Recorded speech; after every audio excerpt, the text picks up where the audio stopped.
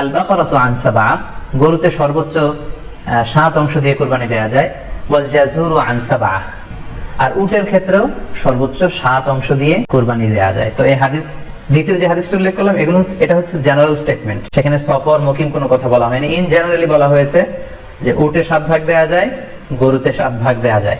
So আমরা যারা ভাগে কুরবানি দিচ্ছি, 7 জন মিলে একটি গরু, আপনারা নিঃসন্দেহে সানন্দ চিত্তে নিশ্চিন্তে কুরবানি দিতে পারেন। সহিহ হাদিসের আলোকে এটি সাব্যস্ত, এতে কোনো সমস্যা নেই ইনশাআল্লাহ। তবে ভাগে কুরবানিতে কিংবা যৌথ কুরবানিতে কয়েকটি বিষয় আমাদেরকে খেয়াল রাখতে হবে। নাম্বার 1 হচ্ছে নিয়ত। আপনাদের ইন্টেনশনটা ক্লিয়ার হতে হবে। প্রত্যেকেরই যাতে একই ইন্টেনশন থাকে, সবারই যাতে ইন্টেনশন থাকে যে শুধুমাত্র আল্লাহ তাআলার সন্তুষ্টির জন্য আমরা এই কুরবানি দিচ্ছি। এখানে কয়েকজনের যদি ইন্টেনশন থাকে যে আল্লাহর সন্তুষ্ট, অন্যজনের যদি নিয়তে ঝামেলা থাকে, তাহলে কিন্তু কুরবানিটা প্রশ্নবিদ্ধ হয়ে যাচ্ছে। কারণ ইন্নামাল আমালু বিন্নিয়াত, ইয়ানি ইন্নামা সাওয়াবুল আমালি বিন্নিয়াত, সমস্ত কাজের প্রতিদান দেয়া হবে আপনার ইন্টেনশন বা নিয়তের উপর ভিত্তি করে।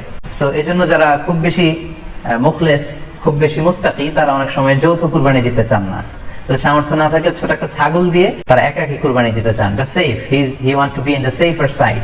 কারণ যৌথ কুরবানি দিতে দিতে যে কার মনে কি চিন্তা, কার মনে কি নিয়ত, আমরা কিন্তু কিছু জানি না। সো যদি যৌথ কুরবানি দেন, কুরবানির আগে সবাইকে এটা কনসার্ন করে দেয়, রিমাইন্ডার দেয়া যে ভাই আমাদের কুরবানিটা হবে শুধুমাত্র কেবলমাত্র আল্লাহ তাআলার সন্তুষ্টির জন্য, অন্য কোনো নিয়ত যেন না থাকে, তাহলে কিন্তু আমাদের কুরবানি বরবাদ হয়ে যাবে।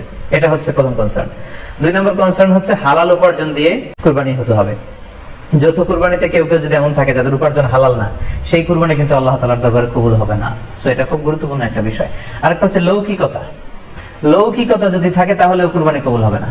যৌথ কুরবানিতে কারো যদি এটা থাকে যে আমার গরুটা সবচেয়ে বড়, আমাদের গরুটা এলাকার সবচেয়ে বড় গরু, এবং সবাইকে বলে বেড়াচ্ছে যে এইবার গরুটা সবচেয়ে বড় হয়েছে, আমার চেয়ে বড় গরু কেউ দিতে পারে না এই এলাকায়, তো এই জাতীয় যদি লৌকিকতা প্রবণতা কারোর মধ্যে থাকে, তাহলেও কিন্তু তার কুরবানি কবুল হবে না। সো যৌথ কুরবানি যদি আপনারা দিতে চান, এই বিষয়গুলো আমাদেরকে খেয়াল রাখতে হবে।